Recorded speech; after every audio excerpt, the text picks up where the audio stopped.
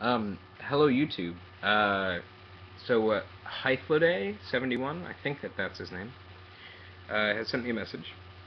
He says, "Hi there. I'm asking all the prominent YouTube philosophers, which clearly means you didn't mean to send it to me, who might agree with objective morality if they feel they can rise to the test of a statement put forward by Snake Plisskenus." Um, Thank you for referring to me as a prominent YouTube philosopher. I don't know if I necessarily earned that title. Um, and there's a video attached to it, and I guess I'll put this as a response video to that video, so that you can see, what's going on in it. And I'm trying to think about this. I've watched the video twice now, and I don't know who these people are, right? I'm really out of the loop in regards to who everybody is, um, and what their stances are on things. Um, but I suppose I can try and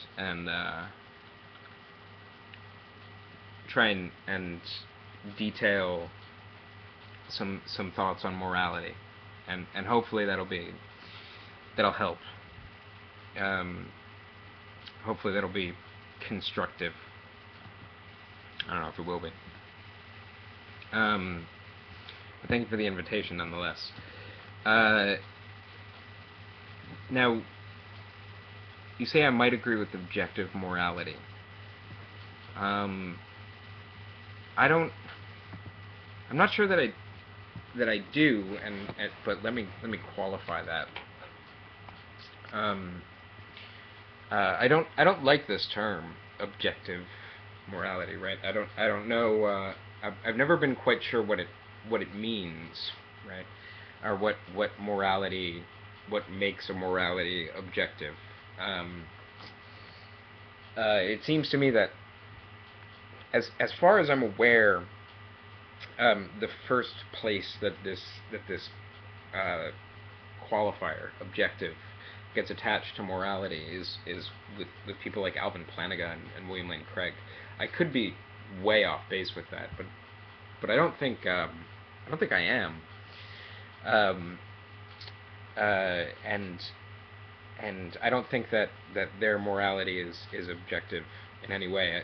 I feel like morality has to be contingent on subjects, and I think that someone like Dr. Craig would affirm this too. I think it's just that it's the big subject, right? It's just God that he attaches it to. So I'm never quite sure what objective morality means, and I'd just love to have somebody explain that to me. William Lane Craig, for instance, says it's even if nobody believed it to be true, it would still be true. I mean, maybe I feel like you talk in your video about purposes and goals and things, and I feel like the only way that this makes sense is if you have the ends, right? If you agree on a certain end, you can then make claims about the means that you use to get there that can be true or false. Um, but I don't see how, if everybody has a different end than yours, I don't see how you can make a claim to true or false or any of that. Again, maybe I'm really off base. Um, I also don't like the term subjective morality, right? Because in this day and age, people seem to have this notion that, oh, it's only subjective. If I say that something is subjective, it's as though everybody, everybody's opinion is as good as any other, or something like that. And I don't think that that's ever the case either. I think that that's a really strange thing that people have attached to the word subjective.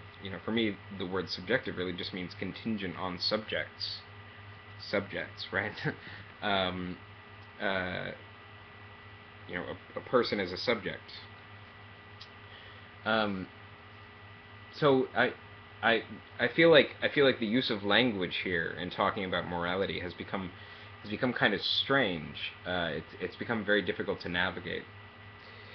Um, I think that the best term that I would use to describe my conception of morality is that it's phenomenological, um, and intersubjective, right? So I think that there are at least three layers of morality that I can identify, and I don't pretend to be um, really a moral philosopher, right? Or somebody who I think that morality is explicating morality or philosophizing about morality is very is actually very difficult. Um, More difficult than questions of ontology or something like that. Um, so I apologize if any of this doesn't work, and please feel free to criticize the things that I say. But there are at least three levels of morality for me. There is the phenomenological level, that is to say that my that emanates from my experience, the first person experience of the world. Um, there is the intersubjective level, which is discursive. That is, it arises out of discourse and conversation with others. And then there's the political level, which arises out of um, things like material conditions, in social institutions, laws. You know what I mean? I'd call this legality, right? So I'd say that the phenomenological, I'd label that ethics. Um, the intersubjective, I'd label that morals, if you like.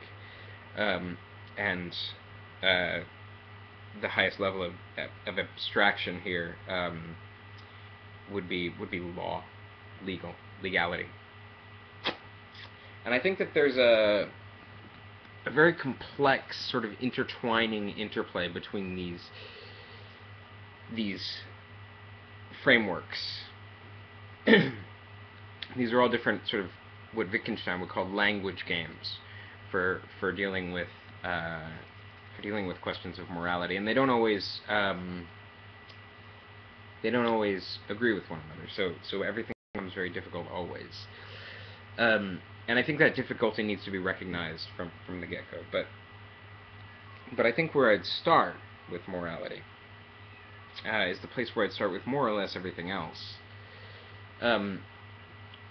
which is with the phenomenological, which is to say, I am here in the world, right? I encounter certain things. I I encounter others. I encounter the activities of others. I encounter all of these things. I encounter decisions about what course to go on and stuff like this. And so I have to consider actions, and I have to think about actions. And there's a certain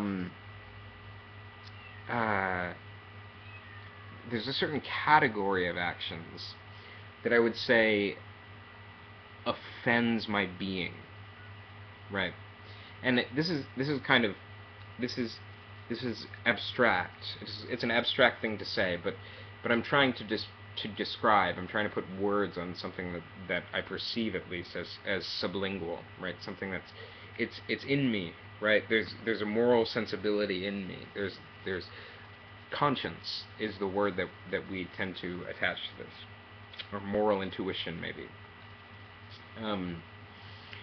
And so I notice that when I look at some behaviors, some activities, some people doing things, doing particular kinds of actions, right? How we might categorize them, etc. I find myself offended. I find myself indignant at this. And I also find that I have the experience of something like something like growth, right? As I get older and as I consider my moral life more deeply, my ethical life, excuse me, I've defined these terms in a particular way. My As I get older and I consider my ethical life more deeply, as I consider my the actions that I may undertake in the future and the actions that I have undertaken in the past, I find that my attitude towards them,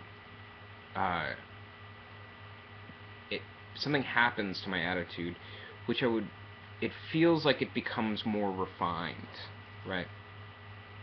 It feels like, I'm not always proud of things I have done in the past, and I might recognize features of decisions that I have to make in the future in a slightly different light due to this. So there's the experience of something like growth as I make more decisions and have to contemplate morality further.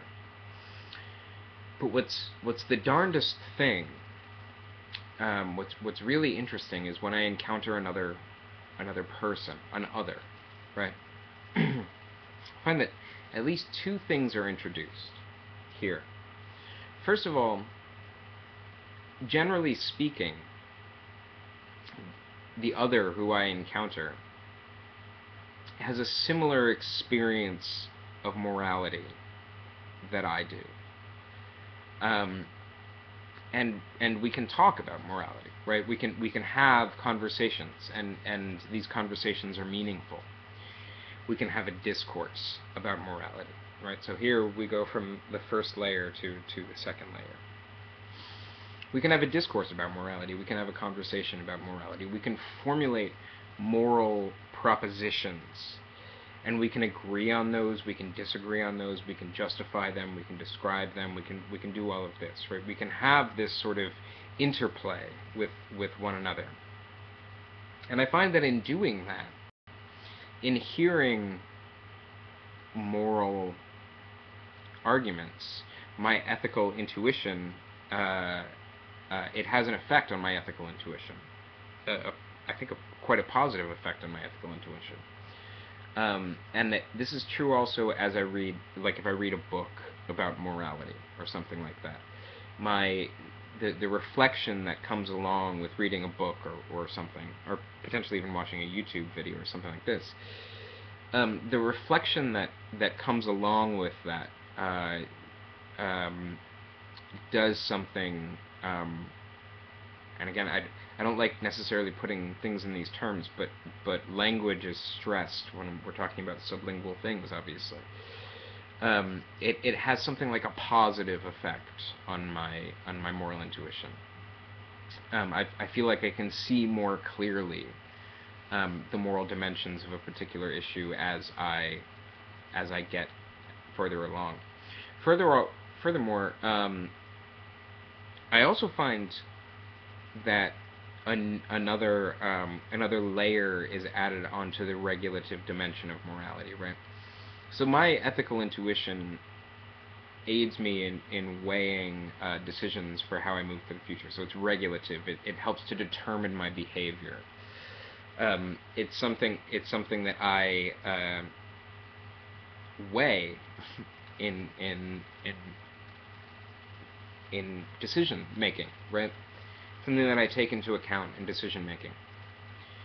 And it has to be. In fact, I wouldn't even say I take it into account. I feel like my moral. I can't turn it off. I can't not consider it. It's almost like it colors all of the decision making that I try to do. It's implicit in weighing out my own actions.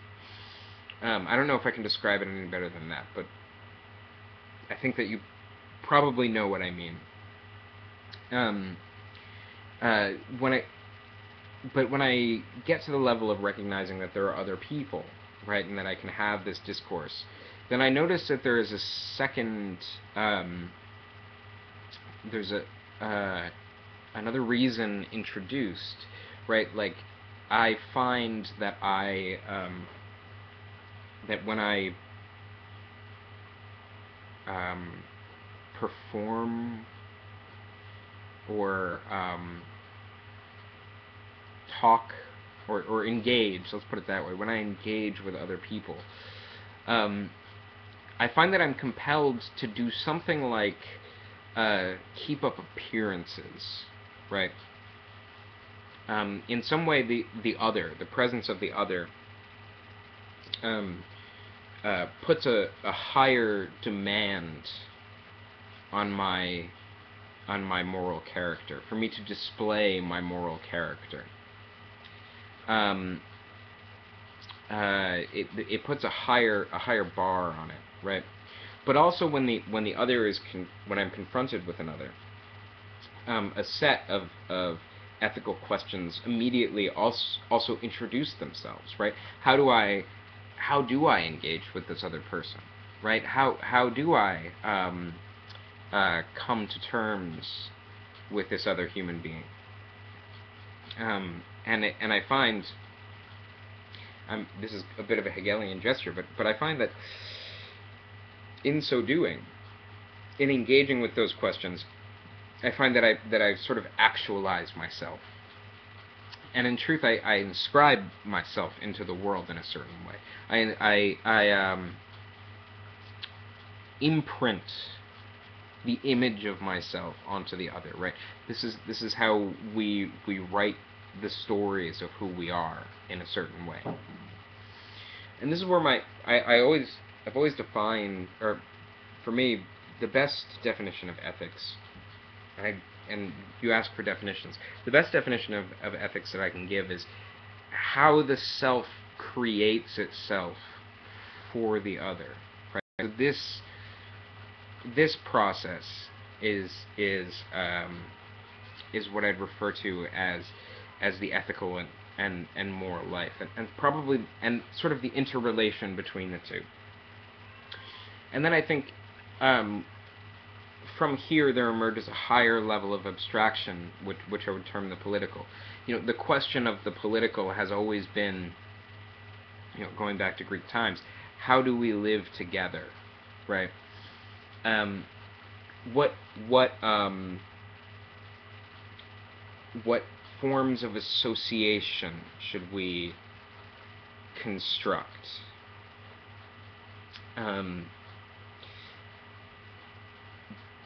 This is the political dimension, and when we talk about the good of humanity, right?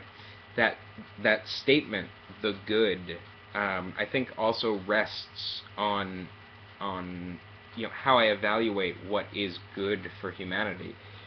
Rests on my phenomenological experience of goodness, right? Like it rests on something within my moral intuition that there seems to be a really rough consensus on. It seems to me that I tend to agree with people on it, right? It's and I think that's almost surprising. The degree to which I'm capable of agreeing with other people.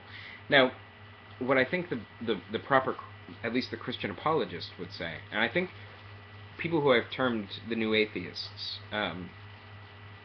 I think what the response would be something like, well, what do you do if you are confronted with somebody who has, like, what if you're confronted with Hitler, right?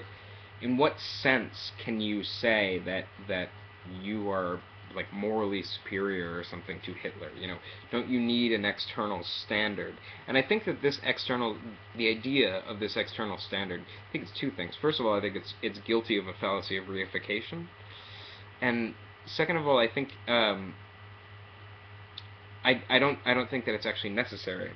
The fact is, I think that history has borne out. I think one of the things that we learn from history is that when confronted with something like a Hitler, right? When confronted with an other with whom we have radical ethical disagreements, there's no guarantee, right? There's no guarantee of one side or another. Like, I feel like, in other words, I feel like we have to fight for the world that we want to see. Do you see what I mean? Like, we have to struggle for the world that we want to see. It's through struggle that we constitute, that we harmonize, let's say, the ethical, the moral, and the political, right? And I feel like the dissonances between them, that is, if I encounter a law that I consider to be unjust or immoral, right? There's a kind of dissonance between those. I feel like there's something sort of phenomenologically intolerable about that. It's really difficult to affirm a law that we find to be immoral, right? But clearly these are two separate discourses. I feel like the struggle to harmonize these discourses is the source of ethical mobilization, the source of ethical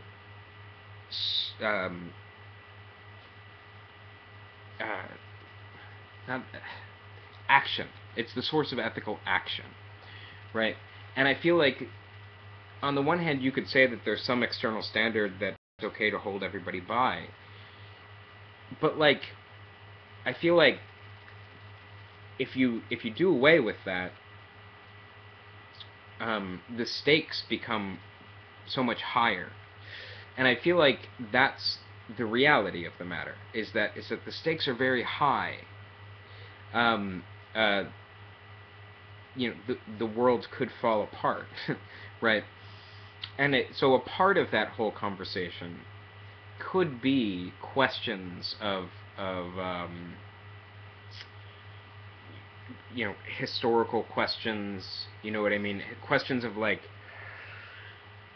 they did this at this point in history and it failed for what appear to be these reasons, and so therefore we shouldn't adopt the same practices. Like, you can give arguments in this domain. But it seems to me that all ethical action emerges from an attempt to harmonize these three layers, and at the same time to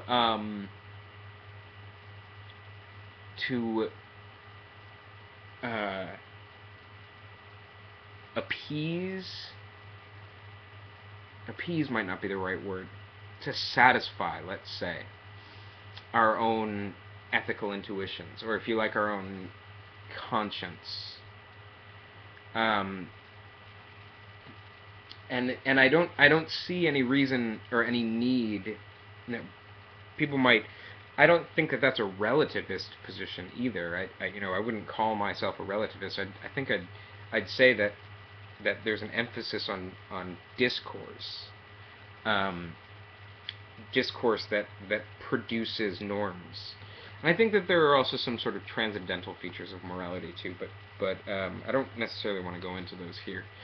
I think that this is the substance of what it is to be a human being as well. This is what it is to create yourself, to produce yourself, right? This is to bring yourself into being. So it's at the heart of what it is to be a human being. The importance of it cannot be overstated as a result.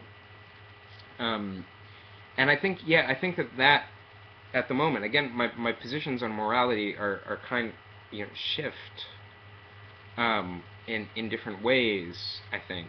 But I think that that's my position on morality. I think that is the most comprehensive, at least for the sake of a YouTube video. I think that that's probably the most comprehensive explication of my feelings about morality that I could possibly give. So I don't know if that answers the question that you're trying to ask me. I hope it does. Or that you have asked me. I don't want to say trying to ask me. That's rude. And that's not what I mean either. I hope that I've answered your question. But but I'm always kind of trying to flesh this out further. Um, so please, comment and make video responses, because I want to know um, what what you think, right? I want to know what people think about that. I'm not necessarily looking to start a fight, but with anybody, right? I'm not necessarily looking to really get into a debate with anybody over the issue, and this is why I haven't made this video in the past. But I would really like to hear responses in one way or another, so that I can continue to refine my thoughts on the subject. Um, and yeah, so thank you for the invitation, and have a good night.